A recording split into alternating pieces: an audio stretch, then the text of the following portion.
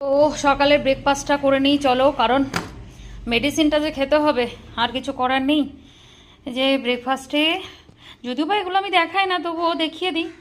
আজকে যেটা নিয়েছি বাটার টোস্ট, কিন্তু বাটার টোস্টের মধ্যে স্পেশাল আছে। এগুলো যে দেখতে পাচ্ছ ধনে পাতার সাথে কিছু পালং শাক কুচিয়ে, এটা হচ্ছে সেই মানে টোস্ট বানিয়েছি।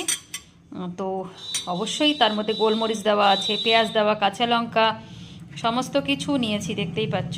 Just delicious. তোমরাও কিন্তু বাটার দিয়ে একদম, এর মধ্যে তোমরা চিজ দিতে পারো, কিন্তু আজকে সকালে আমি চিজ দিইনি, জাস্ট একটু বেশি করে বাটার দিয়ে ফ্রাই করেছি। দেখতেই পাচ্ছ বাটারের পরিমাণটা দেখলেই চপচপ একদম হেভি লাগে, খেতে পারো। পালং শাকটা এখন তো উঠেছে, তোমরা সবাই এটা খেতে পারো। সঙ্গে রয়েছে একটা গরম গরম চা, একদম ধোয়া উঠছে।